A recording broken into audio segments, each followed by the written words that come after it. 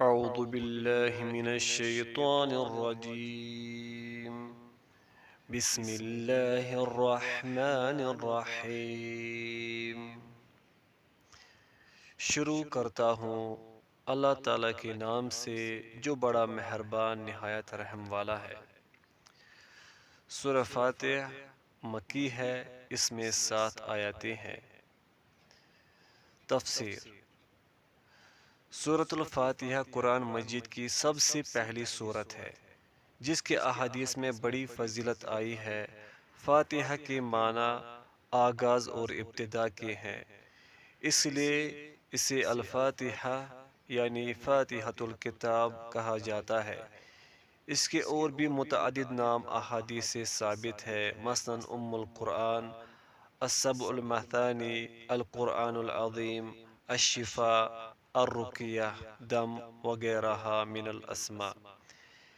اس کا ایک اہم نام الصلاۃ بھی ہے، جیسا کہ ایک حدیث قدسی میں ہے، اللہ تعالیٰ نے فرمایا، قسمت الصلاۃ بینی و بین عبدی، صحیح مسلم کتاب الصلاۃ، میں نے صلاۃ نماز کو اپنے اور اپنے بندے کے درمیان تقسیم کر دیا ہے۔ مراد سورہ فاتحہ ہے، جس کا نصف حصہ اللہ تعالیٰ کی حمد و ثنا اور اس کی رحمت و ربوبیت اور عدل و بادشاہت کے بیان میں ہے، اور نصف حصے میں دعا و مناجات ہے جو بندہ اللہ کی بارگاہ میں کرتا ہے۔ اس حدیث میں سورہ فاتحہ کو نماز سے تعبیر کیا گیا ہے، جس سے یہ صاف معلوم ہوتا ہے کہ نماز میں اس کا پڑھنا بہت ضروری ہے۔ چنانچہ نبی صلی اللہ علیہ وسلم کے ارشادات میں اس کی خوب وضاحت کر دی گئی ہے۔ فرمایا، لا صلاۃ لمن لم یقرأ بفاتحۃ الکتاب، صحیح بخاری و صحیح مسلم۔ اس شخص کی نماز نہیں جس نے سورہ فاتحہ نہیں پڑھی۔ اس حدیث میں من کا لفظ عام ہے جو ہر نمازی کو شامل ہے، منفرد ہو یا امام کے پیچھے مقتدی، سری نماز ہو یا جہری، فرض نماز ہو یا نفل، ہر نمازی کے لیے سورہ فاتحہ پڑھنا ضروری ہے۔ اس عموم کی مزید تائید اس حدیث سے ہوتی ہے جس میں آتا ہے کہ ایک مرتبہ نماز فجر میں بعض صحابہ کرام رضی اللہ عنہم بھی نبی صلی اللہ علیہ وسلم کے ساتھ قرآن کریم پڑھتے رہے، جس کی وجہ سے آپ صلی اللہ علیہ وسلم پر قرات بوجھل ہو گئی۔ نماز ختم ہونے کے بعد جب آپ صلی اللہ علیہ وسلم نے پوچھا کہ تم بھی ساتھ پڑھتے رہے ہو، انہوں نے اس بات میں جواب دیا تو آپ صلی اللہ علیہ وسلم نے فرمایا، لا تفعلوا الا بأم القرآن فإنه لا صلاة لمن لم يقرأ بها۔ تم ایسا مت کیا کرو، یعنی ساتھ ساتھ مت پڑھا کرو، البتہ سورہ فاتحہ ضرور پڑھا کرو، کیونکہ اس کے پڑھے بغیر نماز نہیں ہوتی۔ ابو داؤد، ترمذی، نسائی۔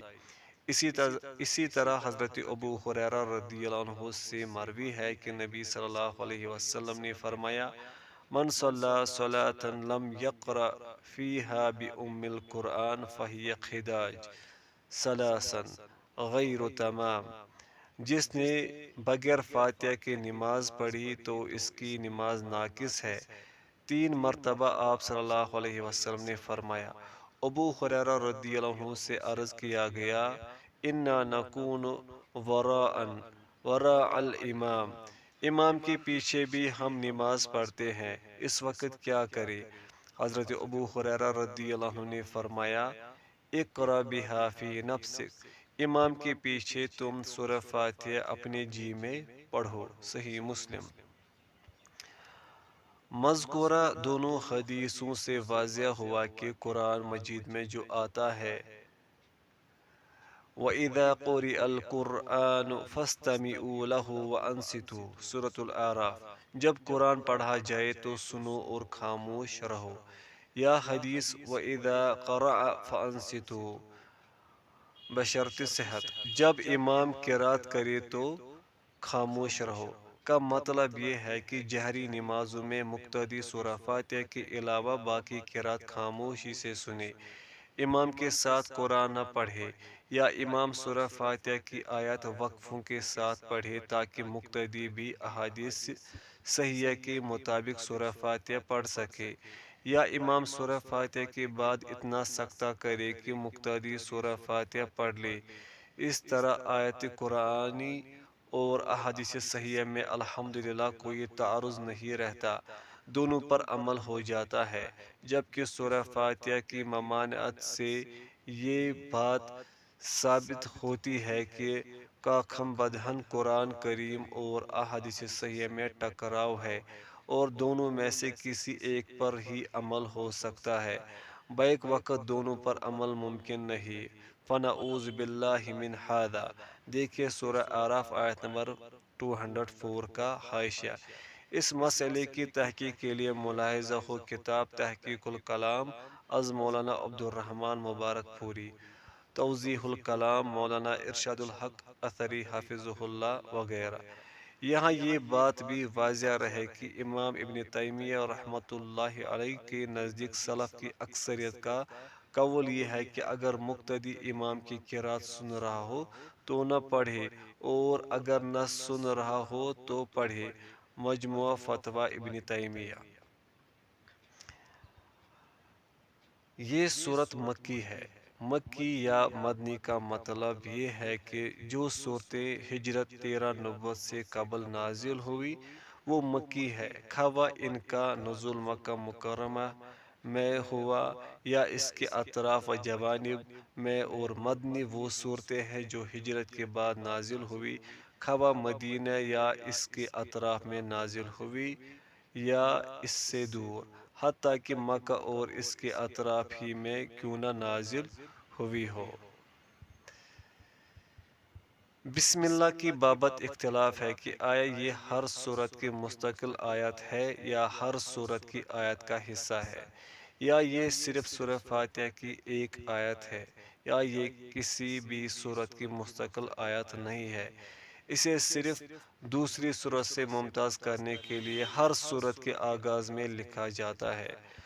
قرائے مکہ و کوفہ نے اسے سورہ فاتحہ سمیت ہر سورت کی آیت کو قرار دیا ہے، جبکہ قرائے مدینہ، بصرہ و شام نے اسے کسی بھی سورت کی آیت تسلیم نہیں کیا ہے، سوائے سورہ نمل کی آیت 30 کے، کہ اس میں بالاتفاق بسم اللہ اس کا جز ہے۔ اسی طرح جہری نمازوں میں اس کے اونچی آواز سے پڑھنے میں بھی اختلاف ہے، بعض اونچی آواز سے پڑھنے کی قائل ہے اور بعض سری آواز سے۔ فتح القدیر۔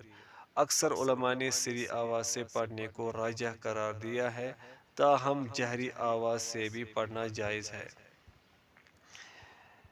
بسم اللہ کے آغاز میں اقرأ، ابدأ یا اتلو محذوف ہے، یعنی اللہ کے نام سے پڑھتا یا شروع کرتا یا تلاوت کرتا ہوں۔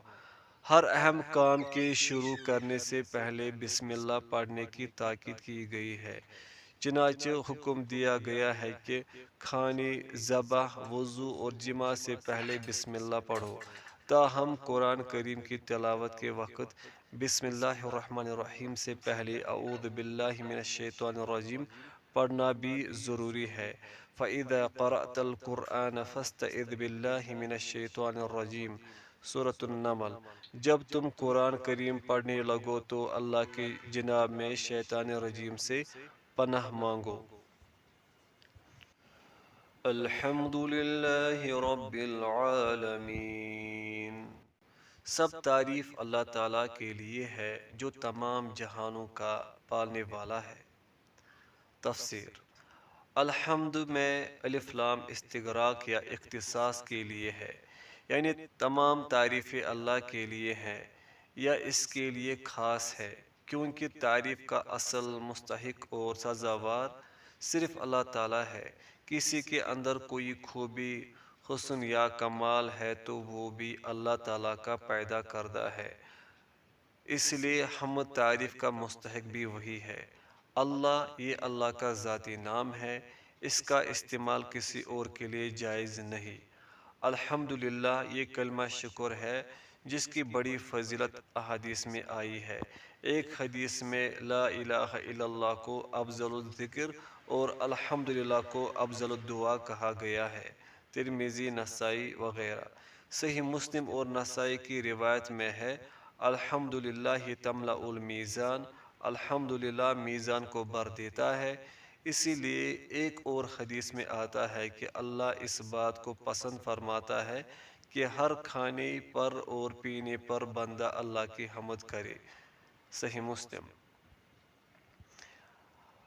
رب اللہ تعالیٰ کے اسماء حسنہ میں سے ہے، جس کے معنی ہے ہر چیز کو پیدا کر کے اس کی ضروریات مہیا کرنے اور اس کو تکمیل تک پہنچانے والا۔ اس کا استعمال بغیر اضافت کے کسی اور کے لیے جائز نہیں۔ عالمین، عالمٌ جہاں کی جمع ہے۔ ویسے تو تمام خلائق کے مجموعے کو عالم کہا جاتا ہے، اسی لیے اس کی جمع نہیں لائی جاتی، لیکن یہاں اس کی ربوبیت کاملہ کے اظہار کے لیے عالم کی بھی جمع لائی گئی ہے، جس سے مراد مخلوقات کی الگ الگ جنسیں ہیں، مثلا عالم جن، عالم انس، عالم ملائکہ اور عالم وحوش و طیور وغیرہ۔ ان تمام مخلوقات کی ضرورتیں ایک دوسرے سے قطعاً مختلف ہے، لیکن رب العالمین سب کی ضروریات ان کے احوال و ظروف اور طباع و اجسام کے مطابق مہیا فرماتا ہے۔ الرحمن الرحیم، بڑا مہربان نہایت رحم کرنے والا ہے۔ تفسیر۔ رحمان بروزن فعلان اور رحیم بروزن فعیل ہے۔ دونوں مبالغے کے صیغے ہیں جن میں کثرت اور دوام کا مفہوم پایا جاتا ہے، یعنی اللہ تعالیٰ بہت رحم کرنے والا ہے اور اس کی یہ صفت دیگر صفات کی طرح دائمی ہے۔ بعض علماء کہتے ہیں رحمان میں رحیم کی نسبت زیادہ مبالغہ ہے، اسی لیے رحمان الدنیا والآخرہ کہا جاتا ہے۔ دنیا میں اس کی رحمت عام ہے، جس سے بلا تخصیص کافر و مومن سب فیض یاب ہو رہے ہیں، اور آخرت میں وہ صرف رحیم ہوگا، یعنی اس کی رحمت صرف مومنین کے لیے خاص ہوگی۔ اللہم اجعلنا منہم، آمین۔ مالک یوم الدین، بدلے کے دن یعنی قیامت کا مالک ہے۔ تفسیر۔ دنیا میں بھی اگرچہ مکافات عمل کا سلسلہ ایک حد تک جاری رہتا ہے، تاہم اس کا مکمل ظہور آخرت میں ہوگا، اور اللہ تعالیٰ ہر شخص کو اس کے اچھے یا برے اعمال کے مطابق مکمل جزا اور سزا دے گا۔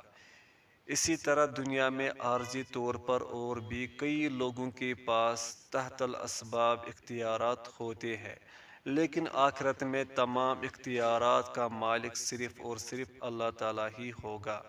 اللہ تعالیٰ اس روز فرمائے گا لمن الملک اليوم، آج کس کی بادشاہی ہے؟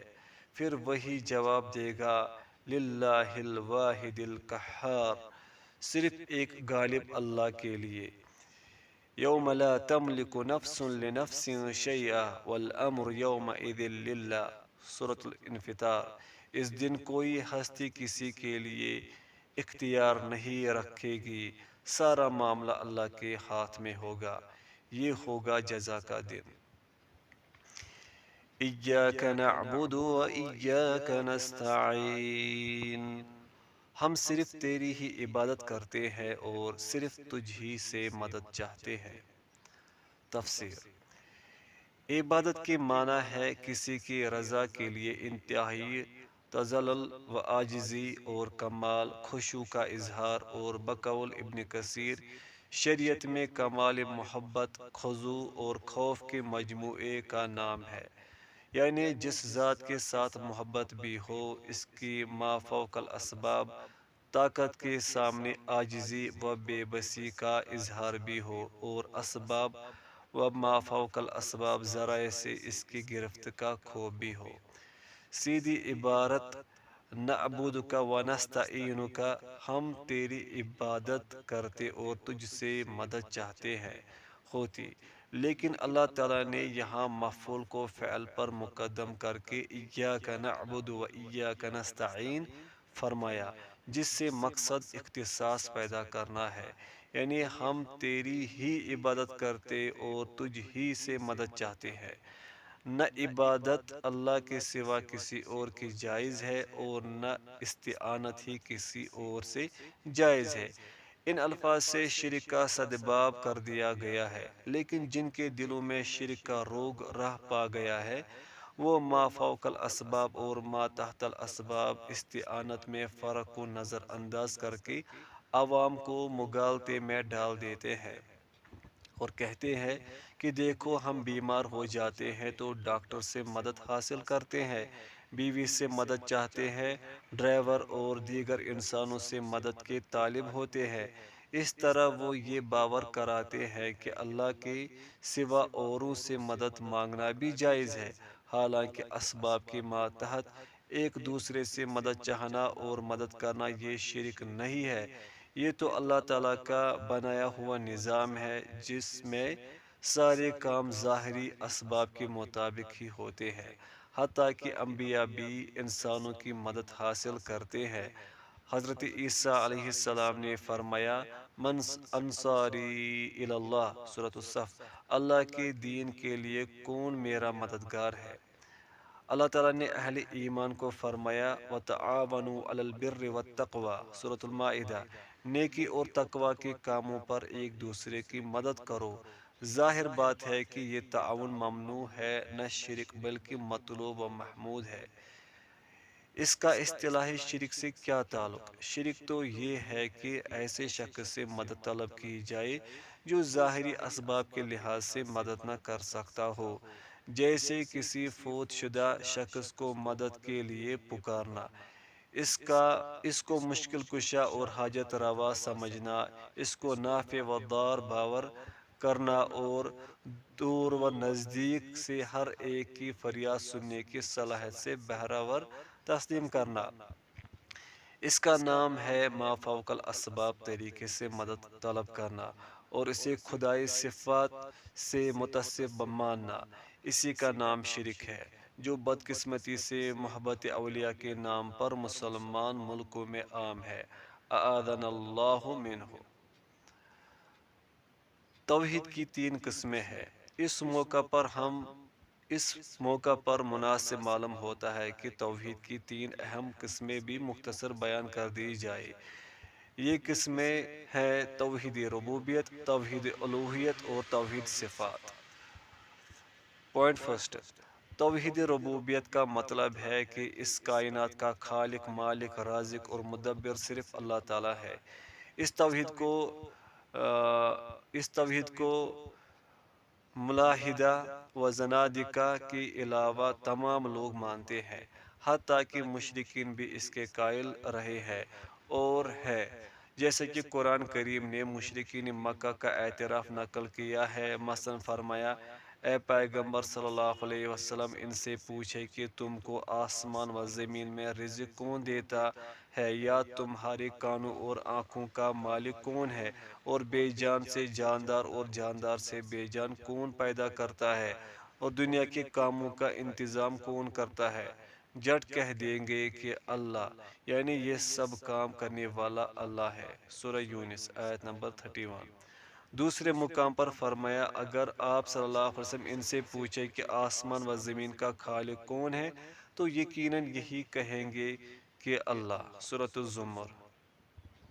ایک اور مقام پر فرمایا، اگر آپ صلی اللہ علیہ وسلم ان سے پوچھیں کہ زمین اور آسمان میں جو کچھ ہے یہ سب کس کا مال ہے، ساتوں آسمان اور عرش عظیم کا مالک کون ہے، ہر چیز کی بادشاہی کس کے ہاتھ میں ہے، اور وہ سب کو پناہ دیتا ہے اور اس کے مقابل کوئی پناہ دینے والا نہیں، ان سب کے جواب میں یہی کہیں گے کہ اللہ، یعنی یہ سارے کام اللہ ہی کے ہیں۔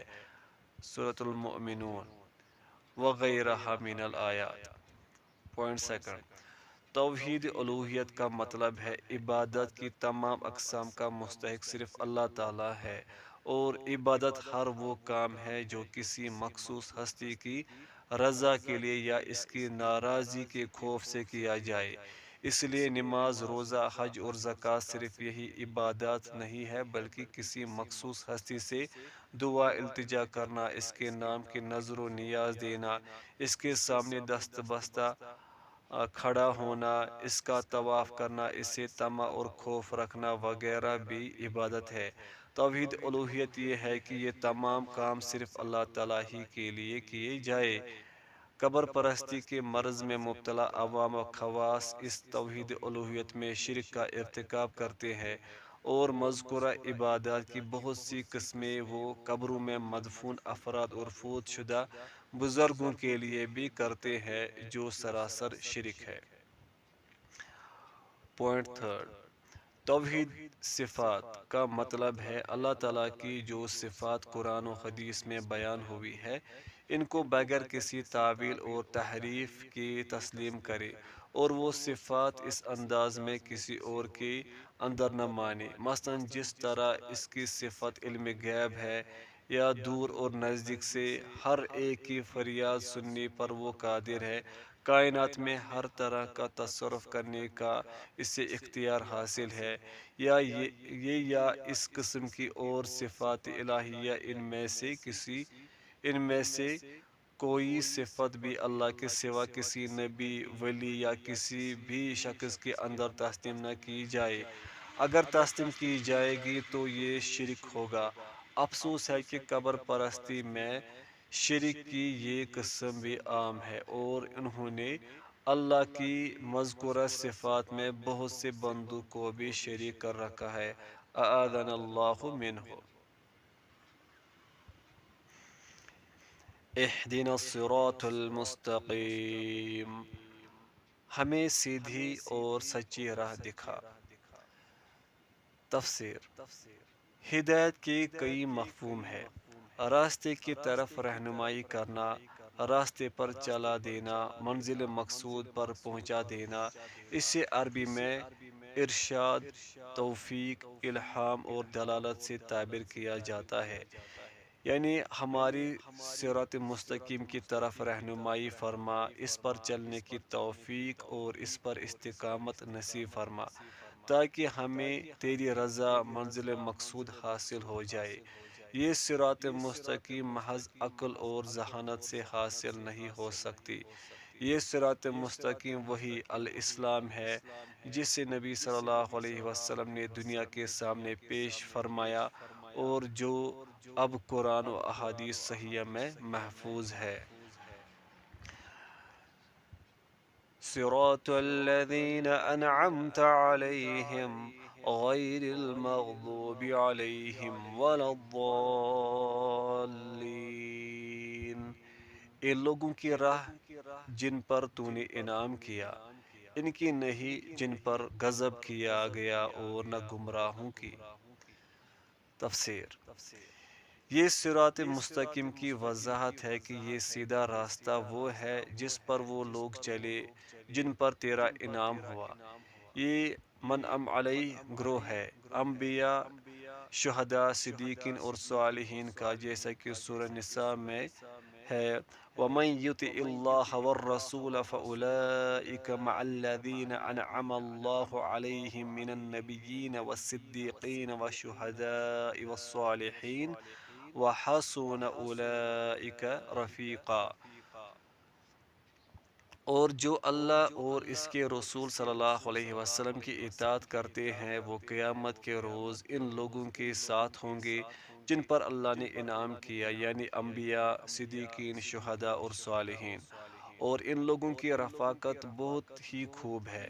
اس آیت میں یہ بھی وضاحت کر دی گئی ہے کہ انعام یافتہ لوگوں کا یہ راستہ اطاعت الہی اور اطاعت رسول صلی اللہ علیہ وسلم ہی کا راستہ ہے، نہ کہ کوئی اور راستہ۔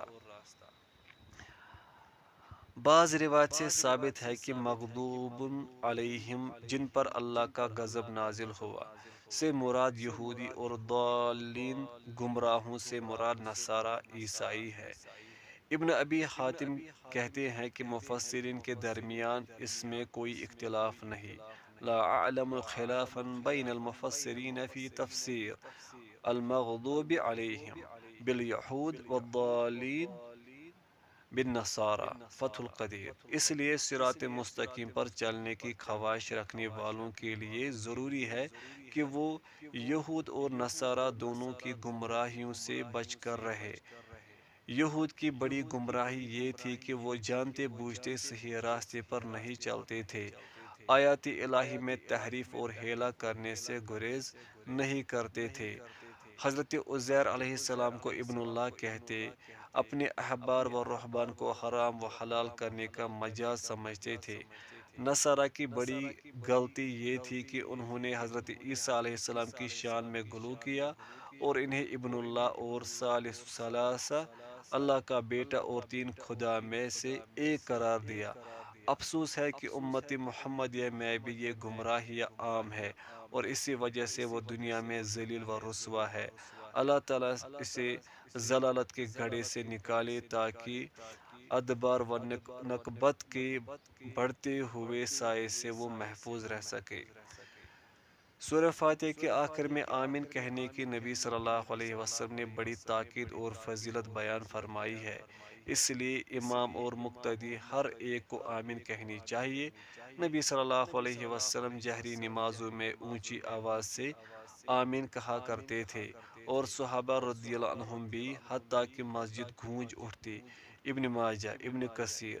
بنابری آمین اونچی آواز سے کہنا سنت اور صحابہ کرام رضی اللہ عنہم کا معمول بھی ہے۔